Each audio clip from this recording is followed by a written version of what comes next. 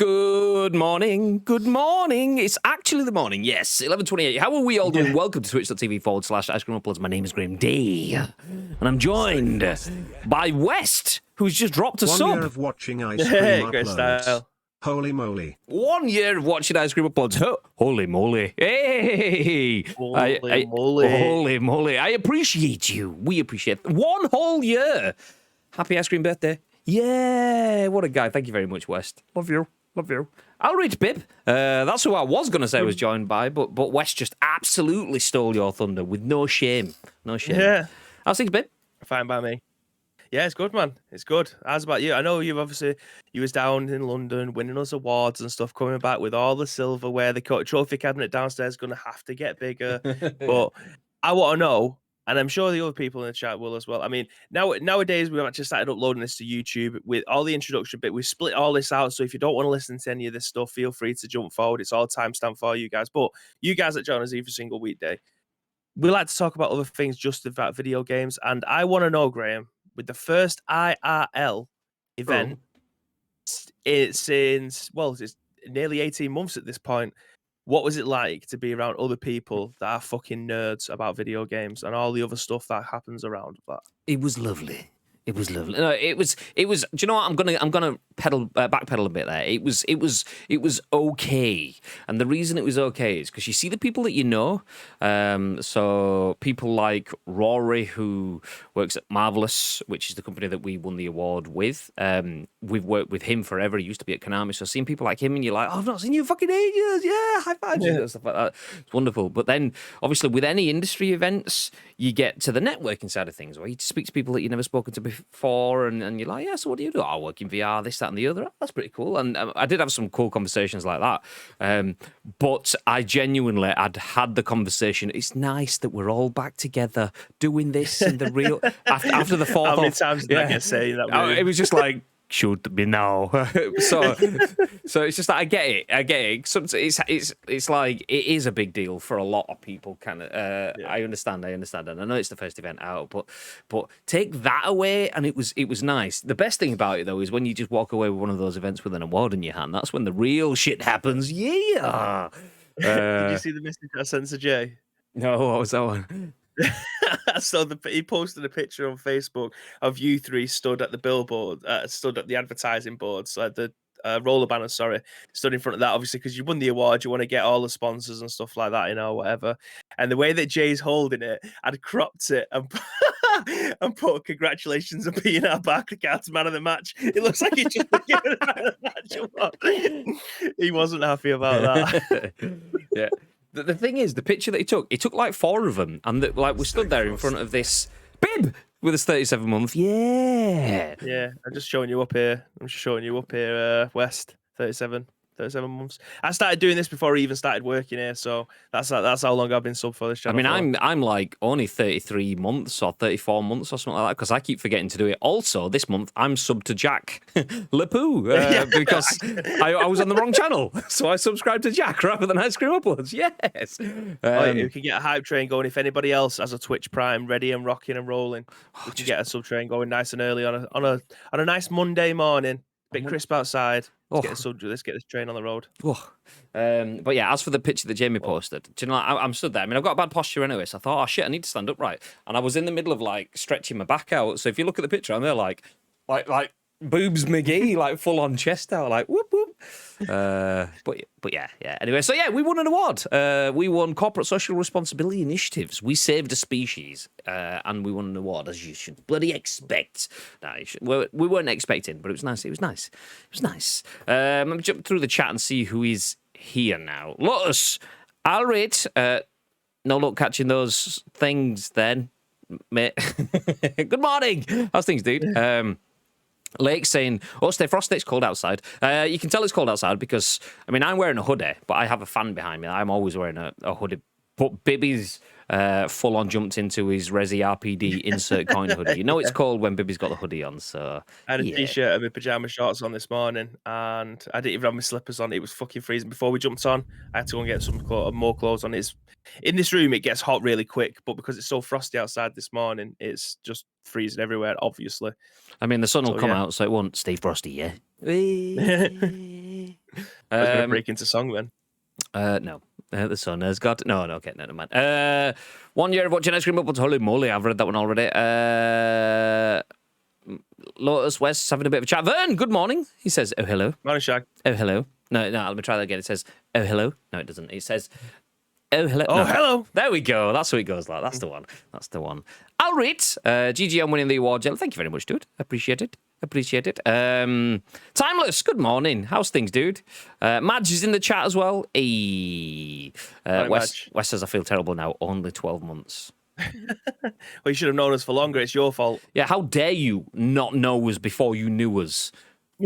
God damn it. No, 12 months is ridiculous. A ridiculous commitment. It's nice. I mean, what was it? Was it the golf stuff that we were on the front page, or was it when we were on the front page with PUBG that you saw us a year ago? Whatever it was, what a blessed day.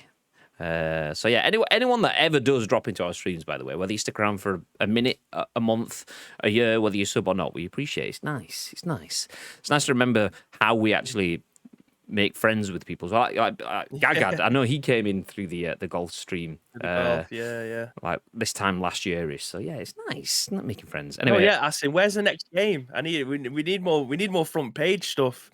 We need more people coming in and saying, oh, and then sticking around for a year. I mean, he's lacking. He's slacking. To be fair, we have been slacking in terms of the front page stuff because this time last year we were doing like Bibby on the front page. We had the Muscle Moose Cup and this. So do you know what? We might be working towards some front page stuff. That's all I'm saying. That's all I'm going to say now. Yeah. We might be. So we might be back on the Twitch front page soon.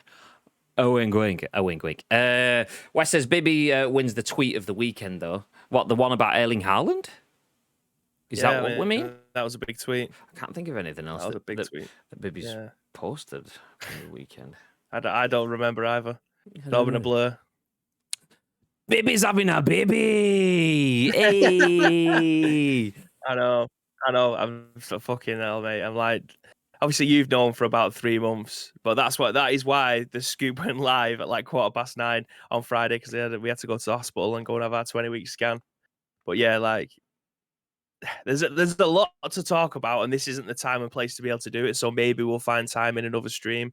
But yeah, it's I can't wait. Like end of January is our due date, and I genuinely I'm fucking over the moon.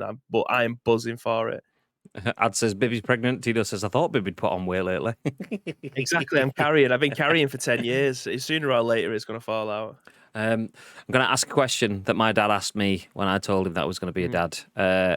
Bibby, are you 100% sure that Samantha's the mum? I mean, this is all. I hope so. That was the question when he asked me. I was like, "What?" And then I was like, "What?" It was just kind of like, "Is that chapter 1 of the dad book?" Yeah, exactly. That was it. It was just like, "Oh, what?" Okay. Well, I'm taking that forward. So now I've passed that torch on. So the next. Thank you. You're welcome. You're welcome. Cheers, Dad. All right. You're no ball. Anyway, that's enough of that. Wes says that's lovely news, dude. Gary says, morning, lads. I'll read. Now I know why Bibby was buzzing on Friday and barely took a breath through the scoop. Good morning, well, good to and that's it. Steve Foster, yeah, bye. Ish. Boom. I was like pouring my brew on top of me just to energize myself. So yeah, that's it. That's the news. That's the news. We win awards. Bibby gets bebbies. So yeah, big weekend all around. What do you guys get up to? Do let us know in the chat. In the meantime, though, we are gonna start jumping into the news. Speaking about the weekend, obviously we had awards and babies, but there was quite a lot going on elsewhere in the world. Particularly if you're a first-person shooter player. Obviously, I mean, I was playing PUBG, so there's that. But Call of Duty Vanguard took its latest foray into the world of betas. Nice. I mean, something we've kind of been looking forward to. Obviously, we have kind of mixed opinions on Vanguard. Bibby's quite open to the idea of Vanguard. I'm open to the idea of Call of Duty and Warzone. Not so much the theme of Vanguard, but I am excited to try it out just to see how good it is. However, as a victim of its own success, Call of Duty Vanguard has had a troubled weekend in the multiplayer beta because of hackers. That's the thing. When you get so good, people want to bring you down. So that is our lead story. Cheaters are already ruining Call of Duty Vanguard's multiplayer beta. Wes says I was playing Vanguard. What are your thoughts, West? What are your thoughts? Did you enjoy it? Did you enjoy it? Well, that's what we will start off. We'll start off talking about Call of Duty Vanguard, how the hackers have been proving to be problematic within that. We will then jump on through the other stories today. Sony's movie bosses say that they expect more games companies buyouts. So comparing movies to video games, Sony sees the way that the movie market has been saturated. Almost all brands have been purchased, but Sony believes that there will be more purchases going forward. Could there be? Who could that be? We'll run through that article. Then jump into the fact that THQ Nordic announces new games, including Destroy All Humans 2 and the remake, should I say, and Outcast 2. This was the live stream. Was it Thursday night? I believe it was. Or was it Friday?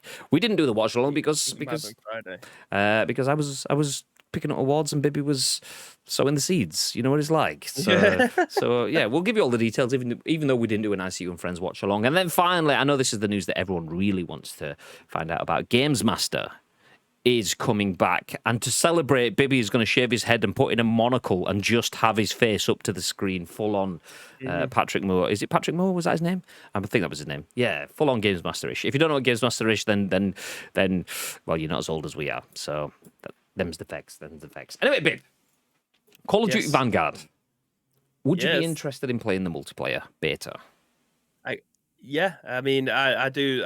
We've said this many times in terms of the time period. It's very difficult to be able to tell the same story over and over again.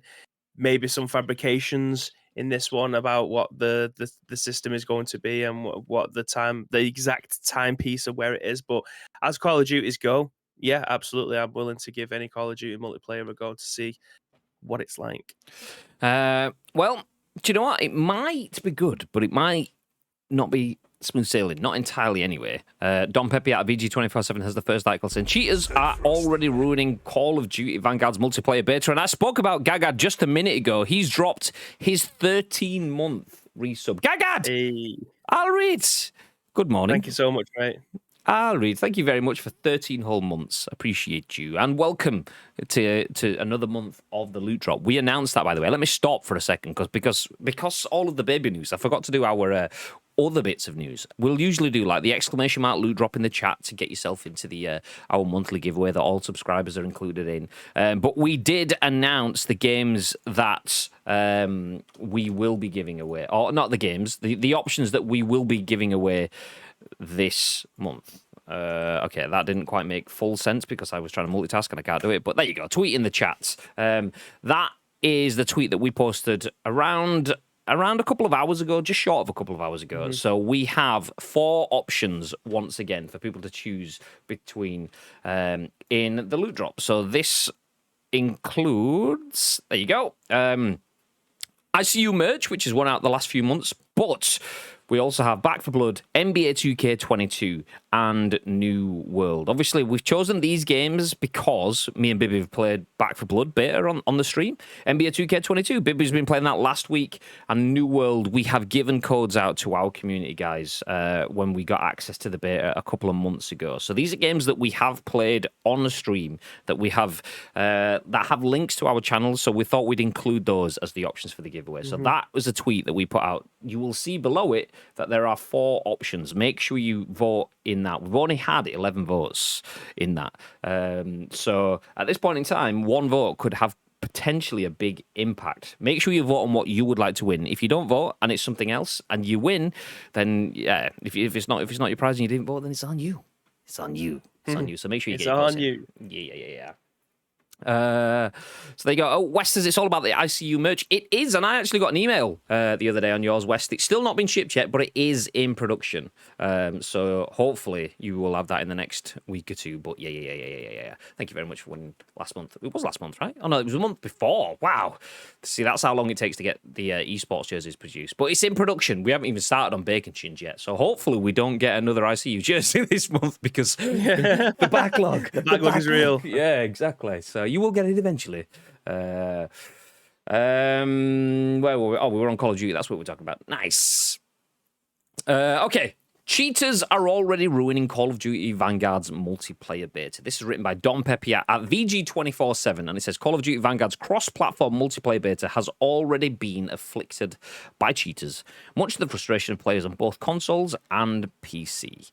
So Call of Duty Vanguard isn't due to launch for another few months yet, but already players are reporting that cheaters have infiltrated the game, and they've been ruining this weekend's cross-platform beta test.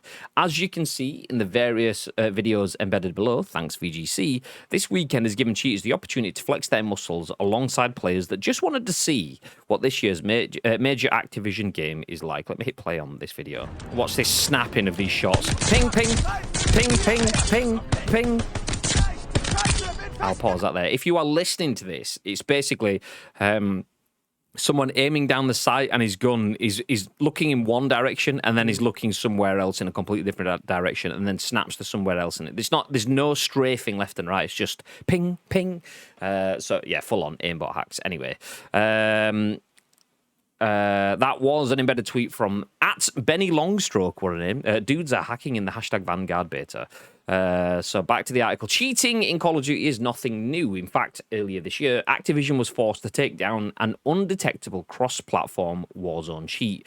Warzone lead developer Raven has also noted that cheaters have ruined some of their best work in the past too. Cheaters then continue to plague Call of Duty.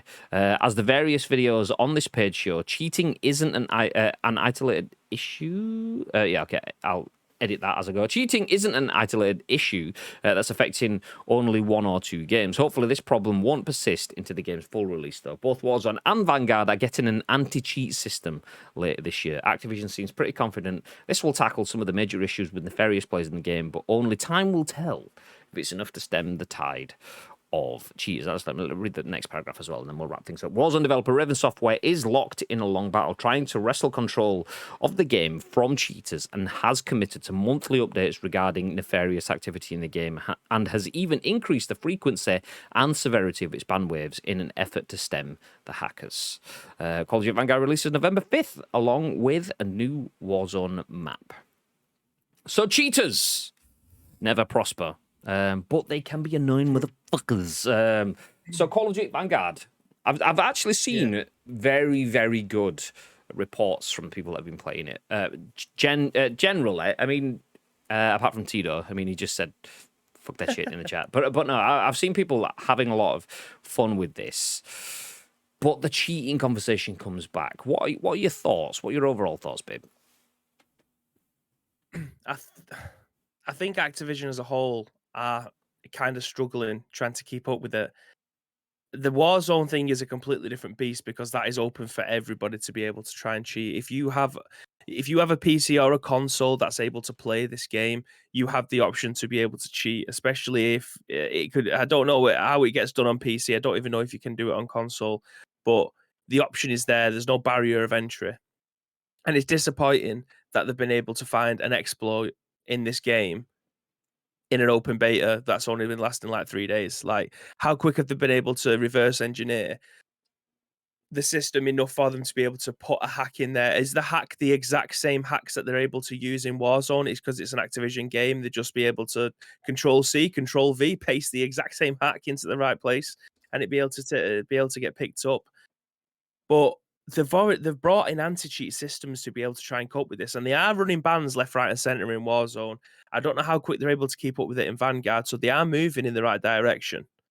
But it's just how quickly can they get something in place to be able to stop this from happening? Because there is top tier streamers. I say top tier, I'm talking about the streamers that are getting like 50, 80, 100,000 people watching them every single time that they go live.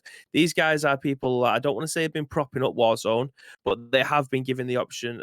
They have been given the game the spotlight for people to want to be able to play this. We've talked many times about Call of Duty and the direction that they was going originally before Battle Royale came in, and it gave them a new lease of life. Call of Duty is Call of Duty. They will always bring it out because it makes them a fuckload of money. But will this turn? It's already started to turn the streamers off, and that's where I was going with it. It's already started to turn the people who are watching them with 100,000 people watching them play that game. They've already started to walk away from this. I don't know whether or not those streamers will be picking this up straight off the bat, or if they're going to boycott it altogether until something starts to happen. But they are trying to fight this. It looks like as fast as they can. It just feels like when they put up one wall, another one gets taken down elsewhere. So it's either they don't know how to cope with it as fast as they could do. They don't have the ability to be able to, whether or not that's a staffing thing or just the. When I say intelligence, I don't mean that they are thick as fuck. I just mean that they might not know how to cope with that demand as far as it stands. Yeah, that is what he means. But there's a lot going on with this, and I hope that they're able to nip this in the bud as fast as possible. Likewise with the Warzone, version of the game, because sooner or later, Fortnite seems to do it quite well. That you don't really hear that many people cheating on Fortnite. It doesn't get publicized that often. What are they doing that people can't, that other companies can't seem to be able to get their head around? Like, what is the anti-cheat that they're using that others aren't for this to not happen in that game as frequently, shall we say, or as big as a problem as it is in the other games? Yeah, that's a good question. It's starting to wreck my head a little bit. That's a good question. I mean, stay frosty, yeah. Pirates! Oh, look at those faces. Oh, yeah. Oh, yeah. Thank you very much for 23 months. You're almost on 2 whole years of subs, Pirate. We love you. We love you. 2 whole years and absolutely 0 wins in the loot drop. Do you know what? We still appreciate you dropping the subs, though. What a guy. What a guy. Thank you very much. Love you. Yeah, I mean, how do Fortnite get away with it? Fortnite is free. Warzone is free. Is it to do with the cross-platform stuff? Is it because Fortnite more so, I believe? I mean, unless someone, can tell me different. I've not really looked at cross-party in Warzone and things like that. Play against everything. No, I mean in Warzone. So Warzone obviously does have cross-platform, as does Fortnite. Fortnite generally stays to console. It doesn't go console to PC unless you scale up. Oh, sorry. Yeah. Let me finish, man. That's twice good. No, I'm just saying about the Warzone is the only one that I know that doesn't have the mobile support.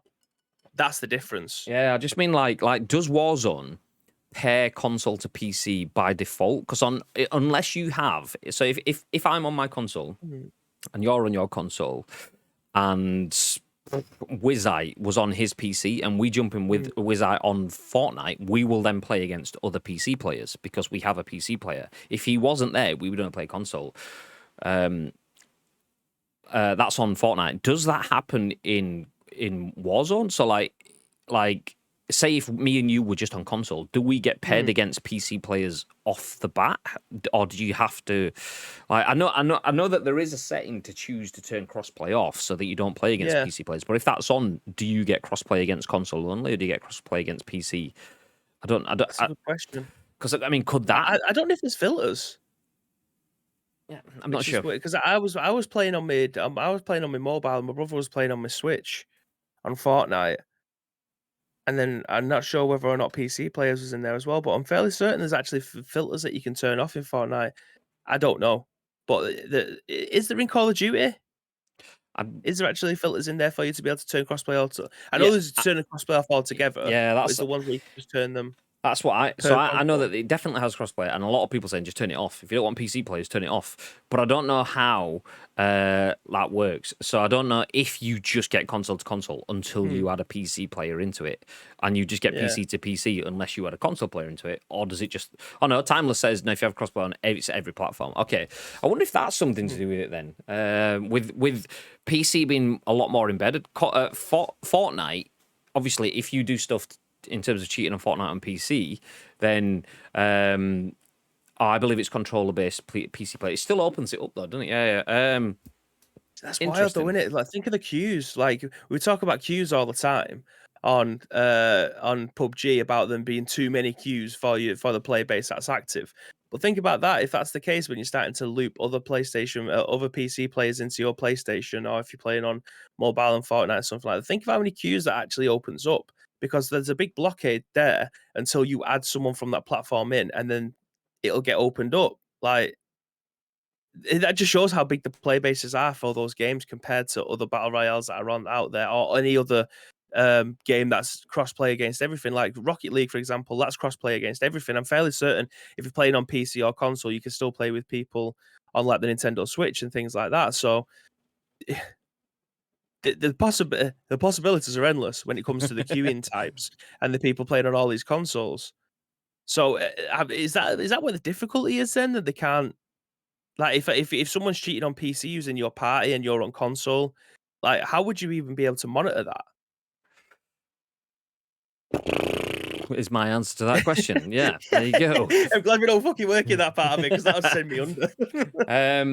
But in response to, like, obviously I did see a couple of comments in the chat. The chat has moved on quite a bit, so I'm not going to scroll back up. If you did say something that I missed, that you do feel free to drop it again in the chat. But I did see a couple of mentions about, I thought there was new anti-cheat. So that's where I'm kind of thinking now, have they just not rolled out the anti-cheat here? And if they haven't, is that because they're saving that? It's not ready? If they roll out the anti-cheat now, do they show their hand before the full game releases? The thing with any anti-cheat is I mean, everyone expects anti-cheat is you won't cheat, that's it, now you can't cheat. Now, what anti-cheat is it makes it difficult for cheaters, but you can always find a workaround. When it comes to like PC, unless you allow the deep integration that a lot of like Battle.net or whatever wanted to put into the PC, unless you have full-on deep integration into PCs, then it's actually quite easy for hackers to cheat and put things into your games. So is it a case of they've just not bothered rolling out any of that stuff, knowing that this is a multiplayer beta, so people can get some hands-on with this game, but in reality, Call of Duty is a victim of its own success. It's the biggest FPS and has been for about 25 years now. So is it just a case of they've gone, we know this is probably going to be a bit shit. Hopefully we can ban stuff as it goes, and hopefully it's not as bad. But if we roll out the new anti-cheat now, then all of the hackers are going to see exactly what we're going to be doing from launch. So let's essentially throw the beta down the Swanee kind of thing, and if it's great, it's great. If it's not, it's not. It's fine, whatever. But then let's save all of our anti-cheat stuff for launch, so we at least get a couple of weeks of decent stuff at launch. Potentially, I think if I was a dev, not only do you, one, get extra dev time doing that, but two, you get, not everyone's going to be playing the beta, but everyone that's a COD player will be playing the game at launch. So it kind of makes sense in that sort of sense to hold back and keep the new anti-cheat system for launch there. It's just a bit of a shit. But it's people, it's dickheads. That's what it is. Someone said, I mean, I did see a comment. I don't think I can find it. There we go, Gary. I'm not a violent person, but I would love the chance to kick all cheaters in the throat. Absolutely. What about this, though? Here's another thing to throw into the mix. What about if they're just opening the floodgates for everyone to be able to try and cheat as much as they can, and then trying to counteract that? Like seeing what worked in this game from the older games, and then they can potentially patch that out. Like, I mean, it's a very risky thing to be able to do, but people will have these hacks built up like on a pen drive or whatever, and we'll just be able to put this in and testing it. Basically, I've got 15 different hacks here. I'm going to put them in one by one, see which one works. And if 7 or 8 of them work, then someone at Activision potentially in the background's going, okay, we know that these are the 7 most common ones. They're able to be working in our game. We can patch that out as soon as the game comes out. It's a very risky move, and you do end up having a lot of people saying that they're not treating they're not giving this game respect because they're just allowing cheaters to run rife. But what better time to be able to have something like this, for them to be able to have a testing ground for people to be able to hack, than an open beta like this?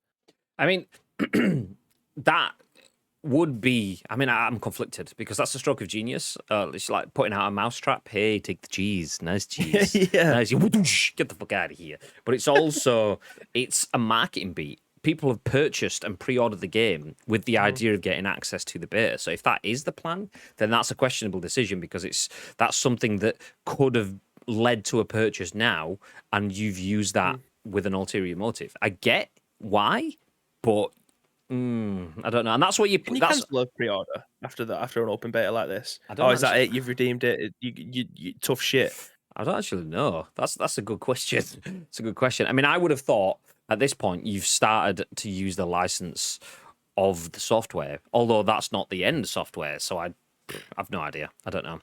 Right. Yeah. I mean, like I said, it would be a very good marketing tool to be able to have open up the floor, shall we say, and see what happens, and you can counteract it when the first patch comes out. It's very risky, and you run the risk of the entire community having backlash on social media.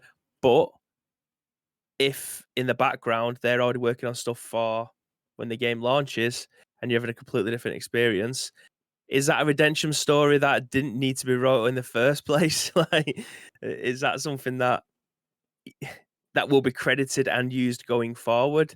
Like, if you think that you're good at hacking and you think you can you think that you can manipulate our systems, come and have a go. Floor is yours, and then see what happens. Maybe. I mean, Madge says it there. I've always favoured an IP ban so everyone can't cheat, and I've always been like that. I've always been that way inclined. If you've got some, like, if my brother was cheating on any game in the house, I would be fucking furious for a start, but I'd also be even more furious. I will never be able to play that game again. But sometimes that's the only deterrent. But that's to say, you just use a VPN, don't you? Like, I'm fairly certain you can use VPNs while playing games. It doesn't matter then. You can't catch them. That's the same sort of thing. Like, people could easily use that as a preventative measure. I'm just going to VPN to 2 streets away. There you go. So playing the exact same game in terms of network infrastructure and in terms of my ping and all that sort of stuff. But my IP's safe. So go when to your mate's house, take your PlayStation, cheat, his house gets banned. Yeah. So I mean, I am in favour of harsh punishments, definitely, but I am also. I'm also a bit apprehensive of dropping harsh punishment. I'm open for the idea of harsh punishments as long as you have legitimate paper trails. The thing with harsh punishments like that is that you'll get things like when we spoke about it probably 18 months ago now, we were talking about student housing. Like, you quite often as a student could be put in a house with people that you don't like and would never want to live with, but have to spend 12 months with that person, and they could shit on your account, on your IP, because they're a dick, and you have to pay the price of that sort of stuff. Which there's always some people are like, oh, fuck that, it is what it is. And it's like, yeah, but if that was you, then that's harsh on you, kind of thing. So I am in favour of dropping the nukes, but as long as it's fine. If we can get IP bans and stuff, but like we say, that could take other people out in the crossfire, collateral damage. It could be something that's just not really useful, particularly if you like, obviously PC players. Most of the PUBG streamers at the moment, if you watch someone streaming PUBG through the day, UK time, into the evening, you will see European and American players IPing, should I say it? Yeah, basically joining the Asian servers because the lobbies are full, so you get games quicker. They have stupid ping, but they get games quick, which is good content, which is what people want to see. Which that means if they were cheating, then they're on a different IP anyway, so it's kind of irrelevant in that sort of sense. But yeah, a big fan of anything like that. Jumping back in the chat, Lotus says cheats everywhere. Cronus. Ad says COD's dog shit. Just say what you really feel, ads. Fuck's sake. Do you think it's dog shit? I don't think it's dog shit. It's I really enjoy Call of Duty. It's the pace.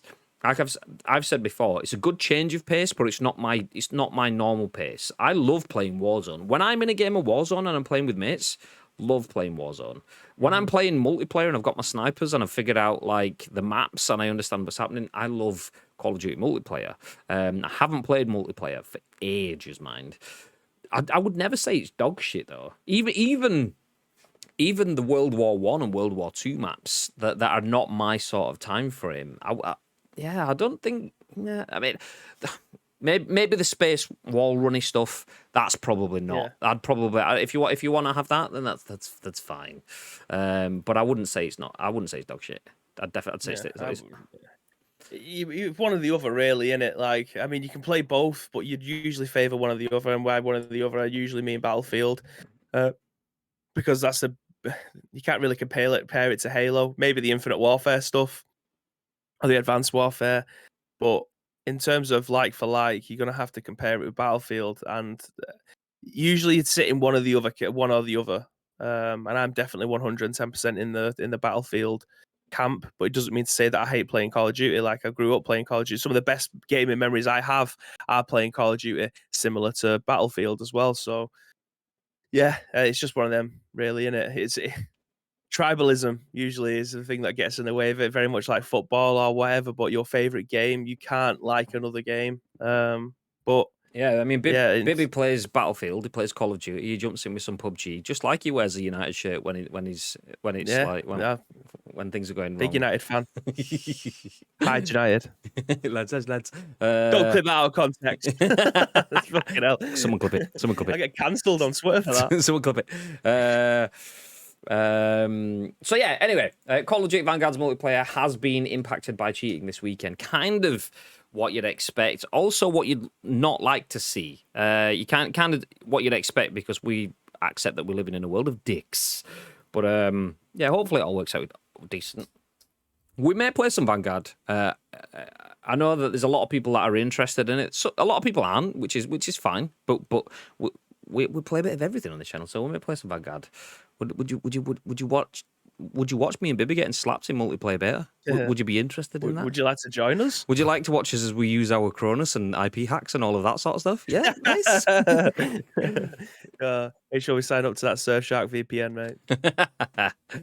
Okay, putting a pin in that. So, Call of Duty Vanguard. Actually, before I said putting in a pin in that, let me rewind a little bit. So, what did you guys think? I know Lake says that. Did you say you've been playing it this weekend? Lake says it's not dog shit, but not good either in the long run. Tito did mention something about the colours being washed out. So what? Timeless has mentioned. I did see, like, you're making me want to play COD. There you go. I didn't see you mentioning that. Did you say you're not too fussed about this? I mean, what do you guys think of it in general? I mean, obviously, Modern Warfare is my cup of tea. But I mean, it's this time of year, just like I did last year. I'm not bothered about the Cold War. And then I might try Cold War. I mean, I eventually didn't, but I might try this one. What are you guys thinking?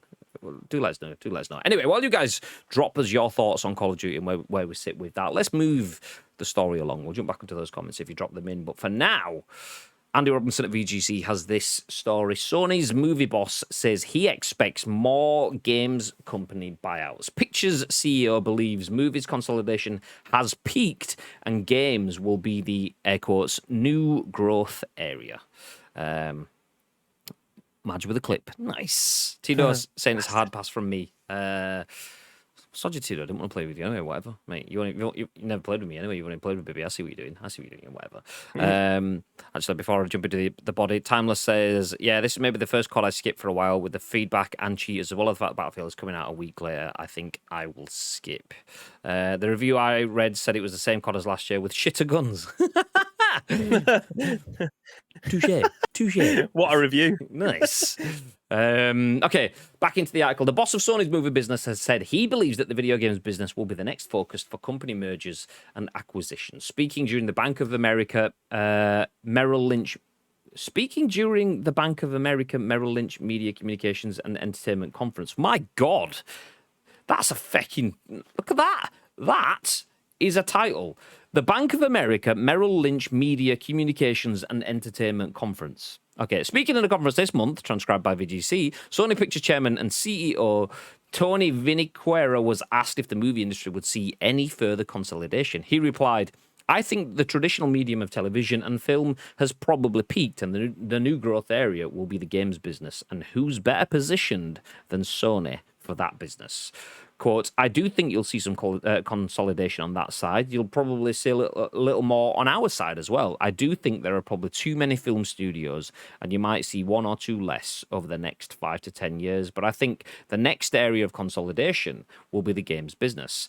End quote. The games industry's pandemic boost has already seen a significant rise in mergers and acquisitions. According to recent research by InvestGame, the value of mergers and acquisitions in the games industry exceeded $22 billion in 2020, including the sales of ZeniMax to Microsoft and Codemasters to EA, which is the highest amount since 2016. It said the key acquirers in 2020 were Tencent, surprise, surprise, Embracer Group, Stillfront, and Zynga. The report notes that because video games have outperformed many industries hurt by the pandemic, public and private investors have started to target the industry as a perceived safe bet. In its April end-of-year results call, Sony itself said it would aggressively invest in its first-party game studios during its current fiscal year, ending March 2022, in addition to partnering with external game developers on exclusive games. Sony has so far announced partnerships with the new studio from former Stadia Games boss Jade Raymond, investment in a multiplayer game from Bungie veterans, and the acquisition of PC porthouse Nixus and UK-based studio Firesprite. The PlayStation firm also invested an additional $200 million in Epic Games this year, which built on the minority stake it took in the company in July 2020 when Sony made a strategic investment of $250 million, no, $250 million in the Fortnite and Unreal Engine firm. We intend to increase development personnel and other in-house costs by approximately 20 billion yen year on year as we further strengthen our in-house software, Sony CFO Hiroki Tsutoki said in an April conference call. To enhance our software offering, we intend to continue investing in partnering.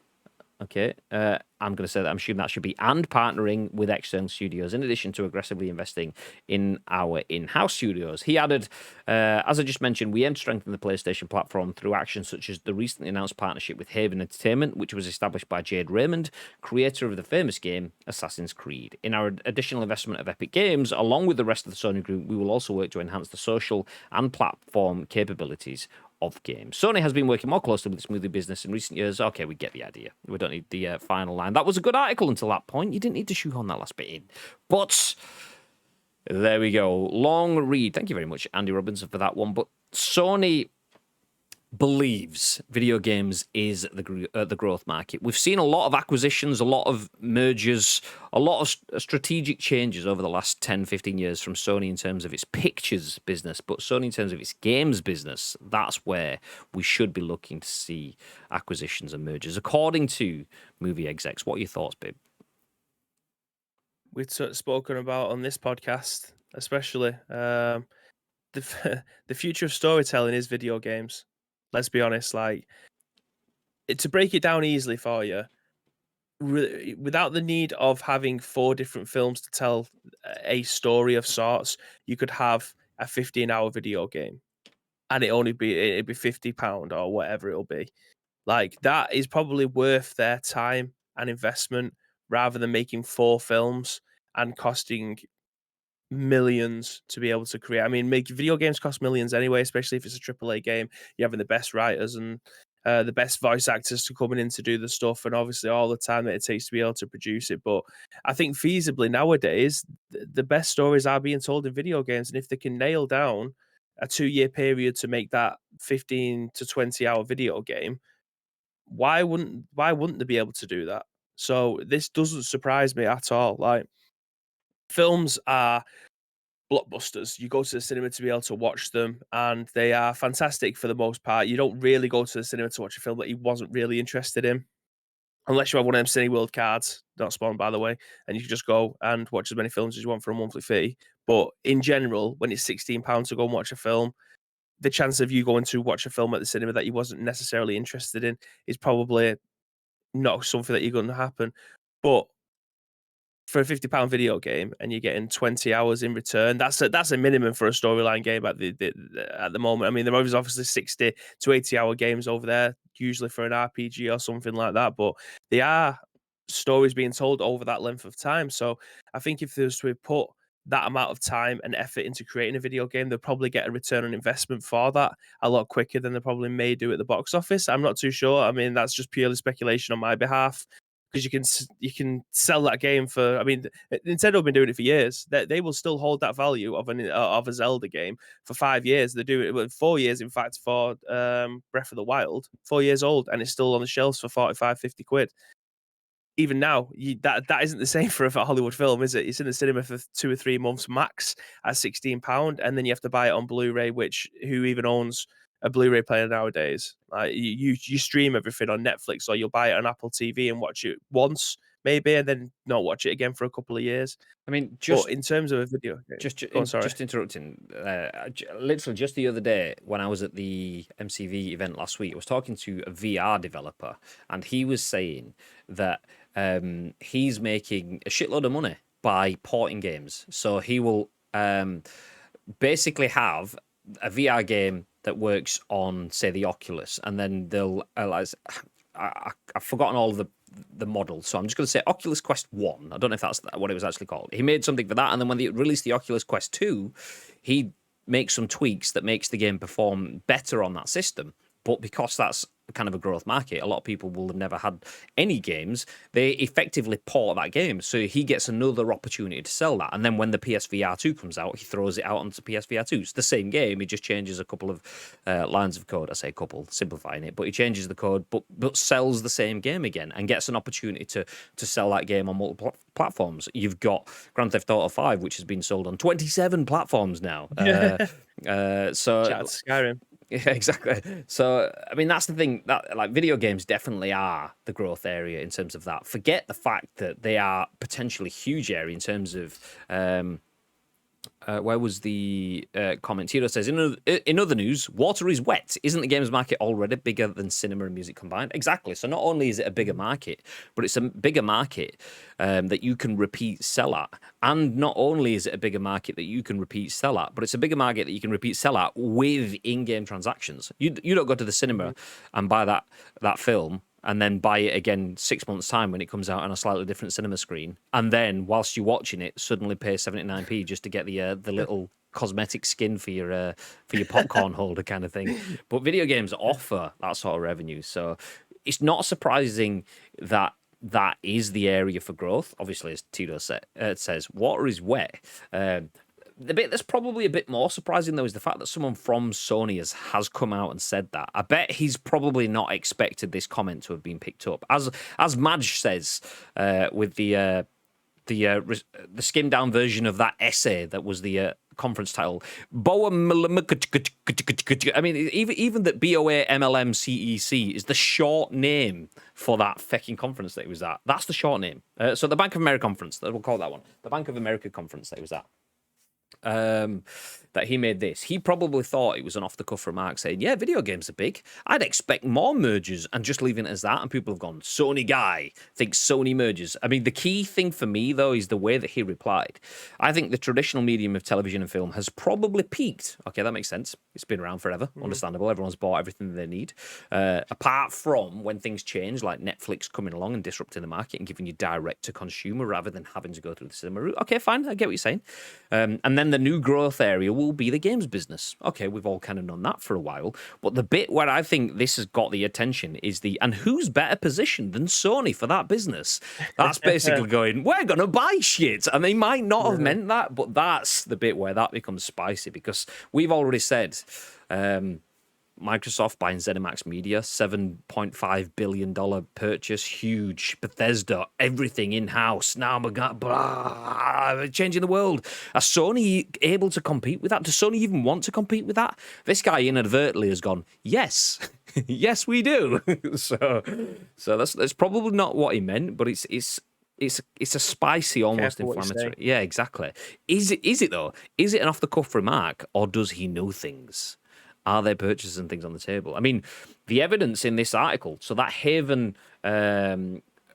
what was the name of it? Haven Studios or something like that. Haven Entertainment, that's it. Which was Jade Raymond, X-Stadia. We covered that one about 8 months ago when that happened. So you've got that. You've got PlayStation investing in Epic. PlayStation investing in Discord. PlayStation buying what used to be Sony Liverpool Studios just last week, I think it was. Plus a few others that was mentioned in the article. PlayStation are buying up studios. They may not be buying up $7.5 billion / Codemasters studios in terms of ZeniMax or Codemasters, but they are still strategically buying things up rapidly. So, yeah, there you go. Expect more games company buyouts, as they're discussing now on screen, and expect it. Microsoft have been buying them up rapidly. They may slow down after a $7.5 billion expenditure, but they may also realize that that's buying now and getting into a little bit debt now cements your position in the industry going forward. So I wouldn't be surprised if Microsoft continued to buy too. Anyway, let's move to another firm that seems to be buying up everything as they go. Maybe not to the extent of ZeniMax Media, but THQ Nordic is a brand that we've spoken about quite a few times in the a million episodes of The Scoop that we've been doing. And Andy Robinson at VGC has the latest from those. THQ Nordic announces new games, including Destroy All Humans 2 Remake and Outcast 2, plus a new SpongeBob 3D platformer. I mean, you can't see Bibby's face. He's not on screen right now, but the excitement in his face for SpongeBob 3D platformer is... Do you know what? I can't even... Got me top off. I'm going to say... Aguero last second equalizer. It's like TOS. So I have to keep the article on screen now, not because I want to read it, but because he's windmilling. Oh my God, honestly. So THQ Nordic announced 6 new games during its 10th anniversary showcase on Friday, including a new SpongeBob 3D platformer and a remake of Destroy All Humans 2. The publisher also revealed Outcast 2, MX vs. ATV Legends, Superpower 3, and Jagged Alliance 3. SpongeBob SquarePants The Cosmic Shake has players exploring 7 worlds in a new SpongeBob adventure developed by Purple Lamp Studios for PC, PS4, Xbox One, and Nintendo Switch. Let me hit play. Don't actually know what he's playing. I'm just going to hit play on it anyway. Oh, is this the Destroy All Humans 2? It looks like it. Okay.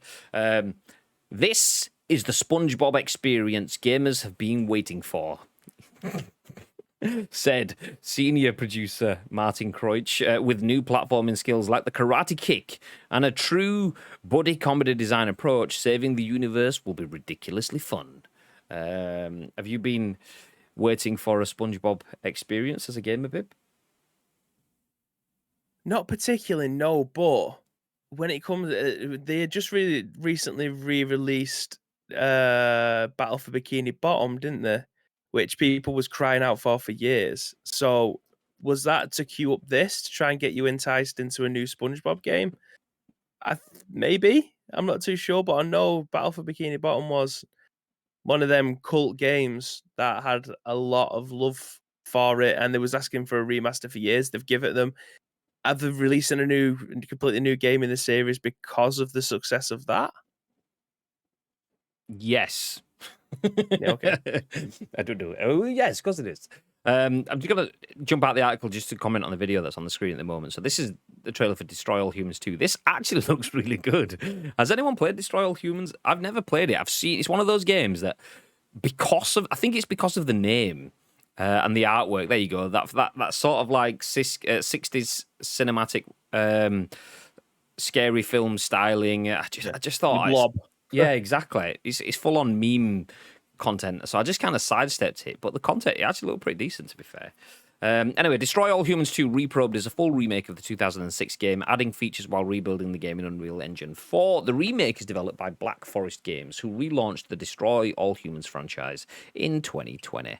Then we have lots of stuff that's not showing because of reasons, because of cookies. Anyway, Outcast 2 is developed by the original team behind the first Outcast, Appeal Studios. THQ Nordic says the sequel to the 1999 open-world action-adventure classic features fast-paced third-person combat as well as a non-linear science fantasy story with dynamic plot progress based on player actions. Dear THQ Nordic people, that is not a good sentence. If that is this is a quote, by the way, this is an air quote. Fast-paced third-person combat as well as non-linear science fantasy story with dynamic plot progress based on player actions. It means something, but it also loses its meaning because you've got so many functional elements in that sentence. Say it better. Anyway, exec producer Michael Peck said this is a true labour of love, a proper sequel to a cult classic. Cutter's special powers during combat, combined with wild enemy behaviours, will keep action gamers guessing. So there you go. THQ Nordic announced a bunch of things. Do you know what? I actually expected a little bit more of a song and dance around this, because we talked about this a couple of weeks ago. THQ Nordic were quick to announce that obviously we'd had Gamescom, we'd had the PlayStation Showcase. THQ Nordic roped in Jeff Keighley to get involved with their showcase. Oh, that's what they said a couple of weeks ago. Nowhere in that article did they mention Jeff Keighley. Did he get bumped? Did he pull out? Was he still involved? Was it just a couple of words from it? Was that a hope to drum up sort of coverage? Did he go, okay, well, the headline game is SpongeBob 3D, so I don't know. I expected big stuff from this. THQ Nordic have got their fingers in so many pies. I did expect some big stuff. I think it was actually me and Itani were covering this one. This is when Bibby was off. And Itani said, I'm not sure what games that they cover that I'd be interested in. So I thought, okay, well, maybe we could get some new stuff. And it just didn't feel like we did. Not. I mean, we did. We got new stuff, but we got like a remake, Outcast 2, and SpongeBob. Is that enough to carry a conference for 10 years of a company that's buying? I don't know. It just feels like there was a song and dance and then not any end product. What are your thoughts, babe? I'm just having a look at the trailers now, and I'm having a look at this Jagged Alliance. I've never heard of it before. But it had like a font in the video that made it look like it was an old arcade game. But as I'm watching, because it shows some gameplay there, it looks exactly like Wasteland. Like with the way that you have to move around the board, and I say board, the board on the floor, and then the icons that it shows when you're going behind something, it'll give you like a percentage of the shield and things like that. I just had to have a look then to see if if THQ made Wasteland, and they don't. Obviously, it was published by In Exile Entertainment and Deep Silver. So, well, Deep Silver is Koch Media, which is very close to THQ Nordic. They've had a lot of like title share across the brands, so it could be a team that they've worked with in terms of that. Yeah. But yeah, I mean, the games that they're meant to be bringing out, they look okay. I'm just having a look at the trailers. I didn't see any of these, to be perfectly honest. And they look like solid games. These are obviously going to make them quite a bit of money, I think. Outcast looked okay. I mean, the pick of the bunch, if I was to pick a game now, probably would be the SpongeBob one, and Jagged Alliance. Jagged Alliance, actually, because I'm into those kind of games at the moment, obviously with the likes of Wasteland, so I probably would play that one quite a bit. But I think they've got some titles here that are probably going to make them quite a bit of money. So there's no worries about that from their standpoint. I think they'll do quite well, especially if they're going to be coming across various different platforms. I think they're in a good position. Jumping back into the chat. Send off you? No. Honestly, no. Which is why I was jumping into the chat. There's nothing there that tickles my fancy. I mean, the SpongeBob image looked kind of cool in terms of the way a nice quality 3D asset.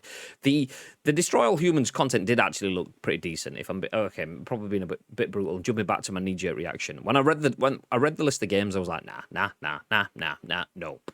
But seeing that Destroy All Human stuff did actually look like it could be pretty fun. Probably not a game that I would finish, but it's a game that I'd probably play a little bit and enjoy. But yeah, beyond that, not too much for me. Tito says, one thing I will say is I think all media is seeing a reduction in risk because of COVID. It seems it's mostly safe IPs being developed as they're likely to return the best in their investments. Yeah, I don't know whether it was on a PUBG stream or whether it was on a Scoop, but I was talking about that last week about how cinema has taken a shift away from stars and actors and actresses and shifting to IP. So I was mentioning, like, there was something I read the other week, and it was about how you had your Arnold Schwarzeneggers, your Sylvester Stallones, your Bruce Willis, your Sandra Bullock and Keanu Reeves and stuff like that. You'd have actors and actresses that would just Leonardo DiCaprio that would just sell films for an era, and whatever they were in, the studios would have their cash cow. So say if Leonardo DiCaprio had signed up for a 5-movie deal with Warner, then Warner, well, that's it. Well, we've got today's cash cow. We can make 5 films with Leonardo DiCaprio in, and we will just shit the money. But studios realize that, okay, well, you don't necessarily get to control that. If Warner wanted Leo, but he was taken by 20th Century Fox or whatever, then their cash cow's gone. So instead, you've started to see movies do the superhero franchise stuff, and that's all right. You get Robert Downey Jr. and Chris Hemsworth as Thor and Iron Man, great. But you can then keep Thor in the Marvel cinematic universe, and you could potentially pass Thor on to, I can't remember her name, Tessa, whatever, the Valkyrie in Thor Ragnarok. She could be the next Thor. The character still remains. Spider-Man, Miles Morales could take over. You've seen Tom Holland pick up that. Andrew Garfield didn't work. Okay, we'll switch to Tom Holland. Job's a good one. So you're starting to see that sort of move. So yeah, video games going to that sort of direction is not a surprise. Anyway, that's a big old tangent. Let me peel that back and jump into something that, do you know, actually, if I'm peeling it back, let's peel it back a long old way. 23 years ago, maybe a bit longer actually, when it was more relevant to me, but almost 30 years ago, you've got little Graham sat on a couch Tuesday or Thursday evening. I can't remember what it was. Sat there watching video games on TV. Imagine that. We had No way. Yeah, no. Imagine not playing games and not watching video games on the internet, but actual daytime/evening time TV. Video games hit the TV in the form of GamesMaster. If you're not old enough to remember it, it was quite groundbreaking for video games. I know they're everywhere now, and they're this huge medium that we've already spoken about being bigger than cinema and music combined. But there used to be sweaty nerdy games that neckbeards played in their basements, or at least that's what you were told. And then came GamesMaster, and then went GamesMaster. Well, the good news is that GamesMaster is coming back. This is written by Rich Stanton at PC Gamer. The rebooted series will begin airing later this year. After a 23-year absence, GamesMaster will be returning to our screens. The pioneering show was one of the first to bring games and gaming culture to a mainstream TV audience, and while of its time in certain respects, was never quite replaced by what followed. Twitch is fine and all. I mean, you goddamn right it is. But you haven't lived until you've seen a grown man spit the dummy after falling off Mario 64's cool mountain slide. The series returns in what Channel 4 insists on calling a social first form, with episodes appearing first on E4's YouTube before airing on the normal E4 channel. The show will be co-produced by Future's Barcroft TV. Disclosure, PC Gamer is owned by Future. Nice. And Alaska TV. Quote, the series will see celebrities, gaming stars, and superfans all take part in challenges, races, and epic fights through virtual battles across a range of games. The competitors will try everything in their power to claim a legendary golden joystick trophy. I always wanted one. But whilst they play, they'll be watched over by the all-knowing GamesMaster, famously portrayed in the original by Sir Patrick Moore. Sir Patrick Moore was inextricable from the show's original run, a monocled astronomer with a very posh voice and unusual diction. This seemingly odd fit was at the heart of GamesMaster's slightly surreal atmosphere. Sadly, Sir Patrick died in 2012, as if it was that long ago. Wow. And the announcement makes no mention of who the new GamesMaster will be, though it does note that Simon Amstell, a comedian and British TV personality, was on the show when younger. Not sure how I feel about that, if they're going to have Simon Amstell as GamesMaster. John Farrar, executive producer at Barcroft, says, I grew up watching GamesMaster and feel a real sense of pride and responsibility in bringing this groundbreaking brand back to life. Although the games have changed, the energy, mayhem, and punk spirit of the original show will be unmistakably the same. Elsewhere, the press release makes the bizarre claim that, quote, games now look better than movies, before going on to use phrases like fully cross-platform branded deal, which I will mostly spare you. GamesMaster is about watching kids play games against each other and having a laugh when it all goes wrong, and hopefully this gets at least that part of it right. The release makes no mention of the show's original talent beyond Sir Patrick Moore, while former presenter Dominic Diamond, what a name, now lives up a mountain in Alberta wrestling bears. The new GamesMaster will premiere later this year on E4's YouTube. The article kind of went somewhere towards the end. Yeah, so that's what they're saying. They're going to have a social first approach. It will hit E4's YouTube channels before it hits E4's TV channels. Is that them testing the water? Is that them thinking, oh, it's actually caught on like this? Let's make a big song and dance before we put media spend into it, potentially. But anyway, babe, what are your thoughts? Conflicted with that. I mean, I never watched the original one. I may have done when I was a kid, but I don't consciously remember watching it. But it feels like if you're putting it on a YouTube channel, you're hiding it away. Like, obviously, we might be interested in it because, well, maybe not me. This is the collective we were talking about, me and you and the people in the chat. May because you've got some kind of affinity to it because you used to watch it. You may go onto the YouTube channel to watch it, but surely they're trying to find a newer audience. It may, for me, it just makes no sense for them to put it on YouTube. Like, if you're going to go in, you got to go all in, and you own the channel. Why? It wouldn't cost you anything to put it on. Fucking get rid of Hollyoaks and put that on there instead. Do you know what I mean? Like, I don't know, or maybe sub it out to fucking CBBC or whatever. If you want people to be able to watch this, I don't think hiding it on a YouTube channel, because they're going to look at the numbers and go, oh, it didn't do too well. it's apples to pears. Like they had it on prime time TV back in the day when we probably didn't even have Sky. You just had probably 4 channels because Channel 5 wasn't even out then. Like it doesn't feel like it's a like for like comparison. I don't think he's going to do well.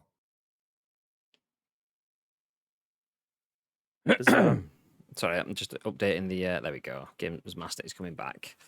Yeah, see, I'm not sure. I'm not sure. Part of me thinks, why are you going social first? Because video games are social. Video games already exists in a broadcast capacity bigger than TV ever could hope to achieve. The amount of people that will sit and watch Summit 1G when he just loads up. I'm trying to think what game someone was playing over the weekend. It was like Gas Station Simulator or something like that. Bizarre, but the amount of people that will watch Summit 1G play, I don't know if it was him that was playing that, by the way. I'm just going to stick with that, though. The amount of people that will watch Summit 1G playing Gas Station Simulator just over the weekend is probably more than Channel 4 would get for GamesMaster. And they're probably aware of that. So is this them going, okay, video games is in a social space? By putting it on there, are we trying to bring social into TV? That's kind of where I feel like this has come from. This is like modern execs trying to think of how can we get the internet guys into TV? And I just feel like, just go for it. The TV is TV.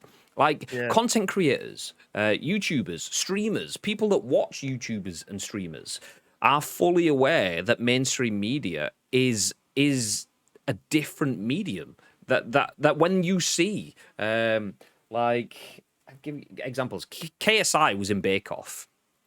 And that was celebrated by content creators. Look, one of us is in that world. One of us is in the real world. Obviously, KSI is big now, like in the last 12 months has blown up. But breaking out of your medium and into the mainstream medium is kind of a big thing. And I kind of feel like by making it social first, you're almost trying too hard. Yeah, but not intentionally. You're trying too hard to fit into the other medium, whereas the song and dance should be made about the fact that this is highlighting the other medium in your medium. At least for me. I mean, I really enjoy the idea of what E4 and what BBC Three / the iPlayer sort of stuff are doing. They realise that traditional state-owned media, Channel 4, BBC, will need to evolve to compete in the future. So I get the idea of trying to do digital and more interactive content, but I just don't feel like that's right. I feel it's a bit odd. GamesMaster didn't appeal to everyone. It doesn't appeal to all gamers, and a lot of younger gamers will never have heard of it before. And if you see some floating head with a monocle, like talking about video games, and you've got to accept that this guy's the game's god, GamesMaster, then you're like, why? It's a bit weird to me. I'm just going to go back to Tim the Tapman on YouTube. Cheers in a bit. Bye. So, yeah, you need to go and fully embrace it and go in with it. Also, by the way, I don't like the idea of Simon Amstel. I like Simon Amstel, don't get me wrong. Simon Amstel is, if you don't know who he is, he's a comedian. He's quite a baby-faced comedian, even though I think he's like 40, 41. He still looks like he's a... Yeah. But he's got like a 12-year-old's face, but he's so quick and sharp with his wit. You don't expect it. He looks like a kid, but then he just drops these fucking superb, really well thought out, cutting jokes, and it's like absolutely adore his level of wit and sense of humor. But I don't know. Who do you think is going to aim at? Like I think that's the biggest question of this. Who is the audience that this is aimed at? Is it returning people who watched it 20 years ago, or do they want a new audience? Because Simon Amstel might be a very good host. He looks young enough to probably be able to have that kind of rapport. But Dara O'Brien is probably the same age, if not a little bit older. The Go 8-bit thing I thought was a fantastic show. I absolutely loved it. Is he the person that you'd want leading this, or would you want someone who's in the mid-20s, 30s to be able to run this? Like, who's the audience that this is aimed at? Because I think that's the biggest obstacle that they might have when it comes to rebuilding this new community of people who will want to watch this again. I mean, I could see Simon Amstel as the host. So that was Dominic Diamond's job. He was the host, and Patrick Moore was the games master. If they're talking about Simon Amstell as the games master, which is kind of where I took the hint from that, because that was talking about games master. Patrick Moore did it, and then they mentioned Simon Amstell after that. Sadly, Sir Patrick died in 2012, and the announcement makes no mention of who the new games master will be, though it does know that Simon Amstell, a comedian and British TV personality, was on the show when younger. Is that a hint that he could be the new games master? Because if he is, I feel that's wrong. Simon Amstell as the Dominic Diamond presenter role, that could work for me, because he's a really good presenter. He did Buzzcocks. He's quite funny and stuff like that. But you need someone different to be games master in my mind. Games master, the whole point of it was someone that knew everything. Had been around the block. He was this font of all knowledge. Patrick Moore was a astronomer, really intelligent, well-spoken guy. So you got the idea that he just knew more. He was bigger and better than you. And Simon Amstell is more the quirky Dominic Diamond rather than the Patrick Moore games master. So, do you know what, actually, let's get Simon Amstell as Dominic Diamond and then get Dominic Diamond as Patrick Moore. Get him out of his Alaskan fucking mountain wrestling bears and just have his face in a tube like Zordon from Power Rangers, and he could be the new games master. There you go, fixed it. E4. When was the last time Simon Amstell was on TV? I haven't seen him around for years. I mean, he could have been cancelled for all I know, to be fair. His humour was quite close to the bone sometimes, so he could have said something that was wrong. Wouldn't be surprised if someone has mentioned that in the chat or anything. Nope, that's good. Remember Gamesville on Sky One? Imagine. What's that? Asim just said at this rate over Jeff Keighley. Can you imagine that? Fuck that. It seems to be too. Do you know, if it is, I would be insta unsubscribed to everything. I don't mind Jeff Keighley. I just there's a laziness when it comes to video games content, and there's some people get put on pedestals that are too high, which takes opportunities away from other people. I mean, it's like there's plenty of space on the pedestal for other people. Share it out a bit. Carol Vorderman for Games Master. Isn't she actually a gamer or something? Or am I mixing things up anyway? Or used to be. Tito says, who could be the new Games Master? I'd like to see David Mitchell. Think he'd work well. Posh and he's funny. That's a good shout. Like Carl Pilkington. Nope. Oh God, yeah, Carl would be amazing. Mr. T says, remember Gamesville on Sky One? I was on that twice. Once revising Ninja Gaiden on the Xbox, second time for the Halloween special doing a challenge. Grabbed by the Ghoulies was the game. I remember that. I think we've had a conversation about that before as well, actually. Get the Gadget Squad for it, as in like the Gadget Show. Yeah. Bibby's question though is the one that kind of speaks to me. Is who is it for? Is it for oldies that remember Games Master? Is it for newbies that like video games? Because Jinx TV does stuff for a bit of both, maybe. But whilst Jinx TV is celebrated by gamers, Jinx TV just doesn't churn numbers, really. Like, if I'm saying Summit 1G's one stream will do more than Channel 4's content, Summit 1G's 5 minutes of a stream will do more than Jinx TV will probably do in a day. It's not huge because obviously they've not got endless budgets. I love some of the content on there, but Jinx doesn't have the cut through. So if Jinx doesn't have the cut through, you need to do something different, something extravagant or whatever to get the cut through. And a Channel 4 want to do that with Games Master. I don't know where you position that, because if you're aiming at old gamers, you're not going to speak to the newbies, which is where your bigger audiences. And if you're speaking to the newbies, then you'll shit all over the Games Master history, which will alienate the old gamers. So I don't know. I kind of feel like they are going to try and speak to the newbies, because that's what Games Master stood for in itself. Games Master it was forget the mainstream. Even though it's on mainstream TV, forget the mainstream. This is quirky, this is punk, this is alternative, this is different. Dominic Diamond fronting a show in what looked like a warehouse. We can do what we want. We'll play video games on TV, and the rest of the world can like it and lump it. And that's where it was successful.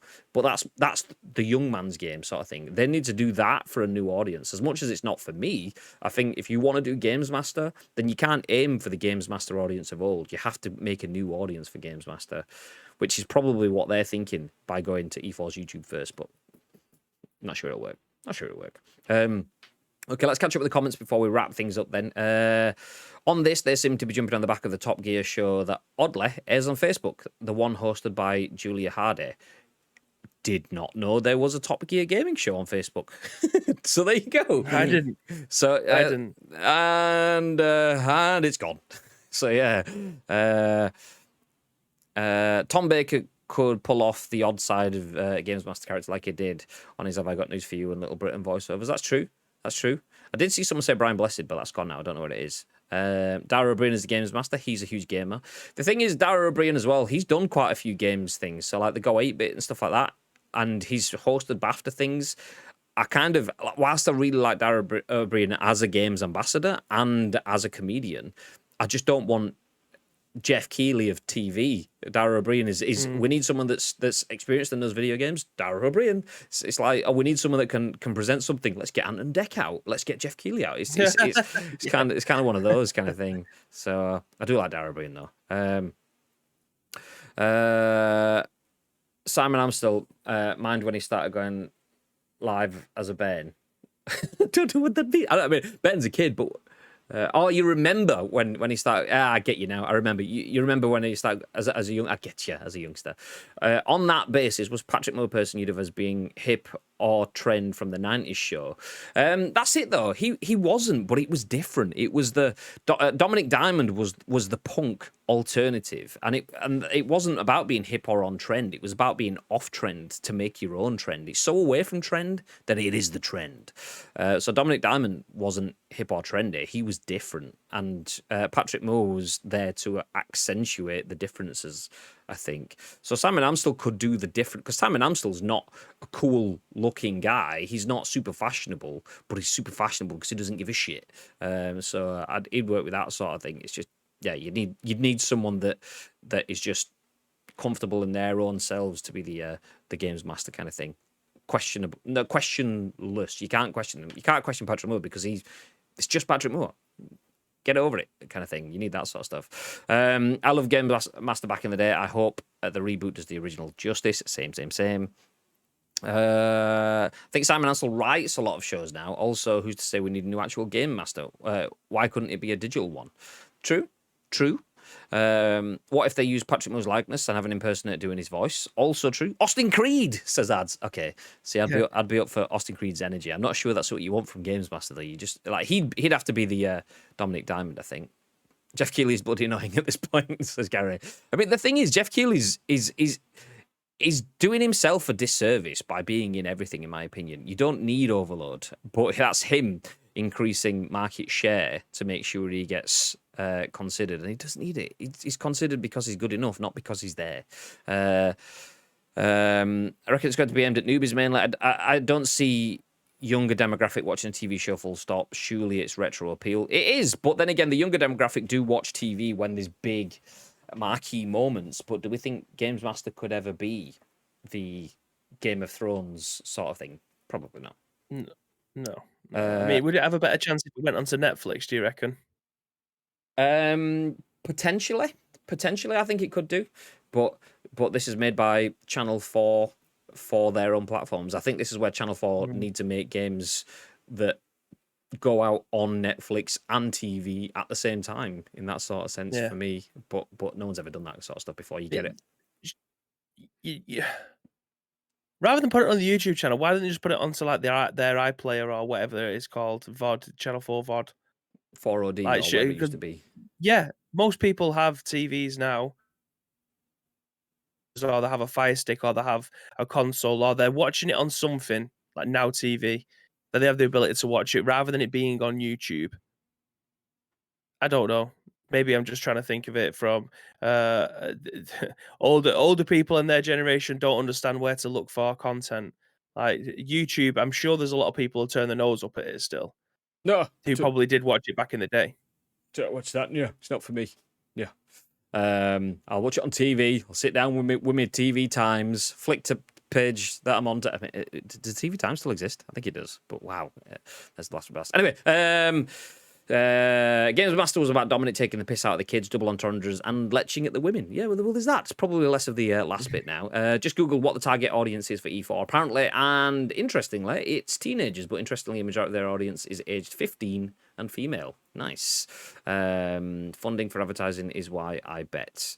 Yeah, that's probably why. I didn't realize that their audience was so young and female. I knew that they did have a younger audience, because one of the things Channel 4 used to have was an audience of like countdown 15 to 1 and all of that sort of stuff mid-afternoon. You was thinking like old dears and dudes sat there with a cup of tea and a couple of biscuits kind of thing. But yeah, obviously Channel 4 has always been progressive in terms of like things like GamesMaster, TFI Friday and Big Breakfast and Skins and things like that. So they've always been, I mean, it's state owned as well. So they've always been trying to provide different content. Didn't realize 15 was their sort of area, but then again, the Conservatives are trying to get rid of it. So maybe it's not good enough providing content for those because they put it on YouTube first. I don't know. E4's biggest show is Hollyoaks. So no, it's not. Nobody watches Hollyoaks anymore. People used to watch Bake Off still on Channel 4? Yeah, it is. Yeah. Yep. There you go. But there you go. That's it. We'll put a pin in things. We're starting to get way over time now. So let me give you a quick recap. Call of Duty Vanguard multiplayer is out. It's been out over the weekend. It's been extended to Wednesday as well, by the way. But there is cheaters in it, so it's not gonna be flawless. You could experience some cheating, as cheats are just running amok because the dicks. Let's face it, the dicks. Sony's movie bosses say they expect Sony to buy more companies, not just Sony, but the entire industry could have a lot of tectonic changes because it's a big growth area. THQ announced a few new games, including Destroy All Humans 2 Remake and Outcast 2, plus a new SpongeBob 3D platform that Baby's super hype about, and GamesMaster is coming back. Nice. Okay, we are going to drop off. I might be back on. Not straight away. I have some things to do, but I might be back on mid-afternoon-ish. What's your plans for the day, babe? Have you got times for some streamy games? What were you saying? Yeah, well, my plans would have been revolving around you. So I don't know. Yeah, like, what was you thinking of playing? I'm not sure. Maybe I was thinking maybe PUBG because new season. I just bought the patch yesterday. Maybe Vanguard. I don't know. Who knows? So yeah, I don't know. I mean, what about you? Would it have been PUBG? Would it have been 2K, NBA 2K? Would it have been Curzon Ashton? I don't know. I did actually try playing NBA 2K on Friday, but I don't know if this was a problem that was affecting everyone. But my game's audio and everything was going in slow motion, and I don't understand why. So I was trying to dribble with the ball, and it was fine. But the cutscenes and everything was in slow motion, and I couldn't get my head around it. And so I didn't progress with the story stuff because I thought if there's something that I need to listen to here, I can't because it's going in slow motion. So yeah, I kind of turned that off. But I did actually start playing Metal Gear Survive last night. It's probably not something I'm going to stream. I did play it 2 years ago, and I actually really enjoyed it. I know a lot of people didn't, but it's a proper survival game. If you like those types of games, then you're probably into it. But I don't know. I don't know. Sorry, I don't know. There's a noise in my room. Nerd. Well, I can't find it. Nerd. I don't know. It's gone now, I think. Nerd. No, it's back again. To be fair, a lot of people dislike Metal Gear Survive. Bibby genuinely, as all the way from 2 years ago, has really, really enjoyed Metal Gear Survive. So when he told me last night he was playing Metal Gear Survive, I was like, nerd. So there you go. Well, again, it's just one of them things. I think if it was anything else but Metal Gear Survive, if it had anything but Metal Gear at the beginning, I think it would have done quite well. But it's a proper survival game, and I like survival games, so I've got nothing to turn my nose about. Good base builder kind of thing. But that's it. If you want a base builder, nice. If you want Metal Gear game, not so much. Lotus says, I heard the word games capper. Maybe.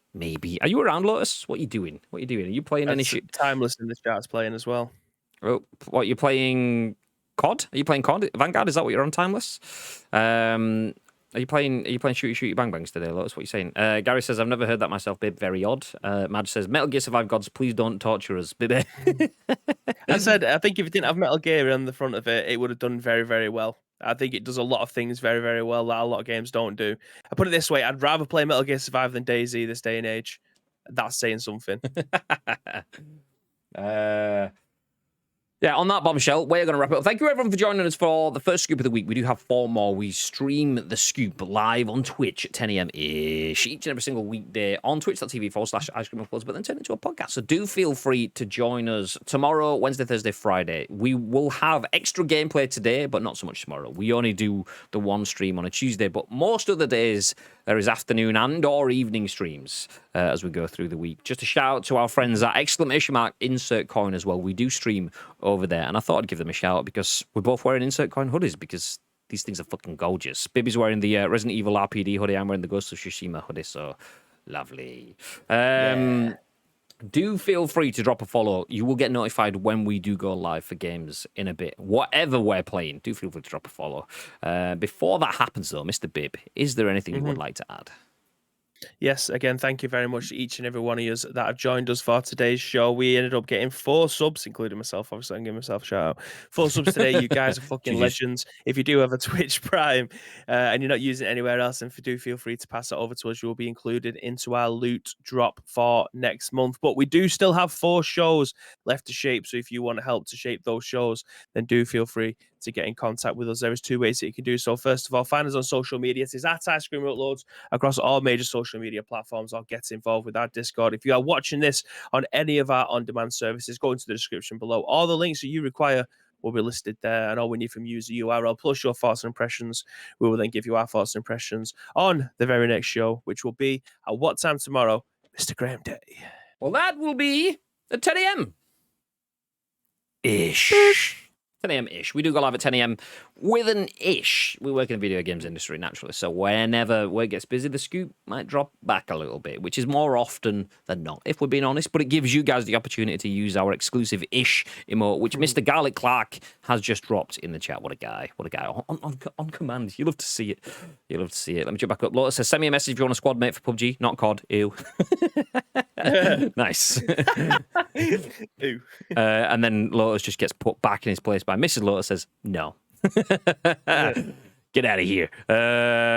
What size of hoodie is that, says Magic Man. Which one? This one? This one's a large. Mine's 2X. Titties. Man's a le, Bibby's a tugsler. Asking for myself. So yeah, my L, 2XL. So you can gauge sizing. They've good sizings. Generous is the word I like to use. Yeah. But that's it. Thank you. Appreciate you sticking around. We will be back with some gameplay soon. Like I said, drop a follow if you haven't already. You do get notified. Also, do feel free to drop a sub. You don't have to do that at all, though. But the reason I mention that is... no, that's the wrong one. That's the giveaway. Fuck, I meant to write loot drop in the chat. That one. So that now has the link to the latest loot drop. Do feel free to head to that social media post, hit retweet. But then the responses to that, you will see that there is the poll where you can nominate what prize you would like to win. Either some Ice Cream Uploads merch, Back for Blood, NBA 2K22, or New World. Obviously, when they're released. Not all of those games are out yet. So yeah, you choose your prize, and if you win the loot drop, you will get that prize. If you don't vote, and it's not a prize that you want, say you get New World for PC and you don't have a PC, well, you should have voted. You should have voted, so make sure you get your votes in. Miss Lotus says, I'm on joking, you can do whatever. I don't care, I'll just stream snipe him. It's okay. I'll let you know exactly where we drop him before we drop you. Nice. Nice.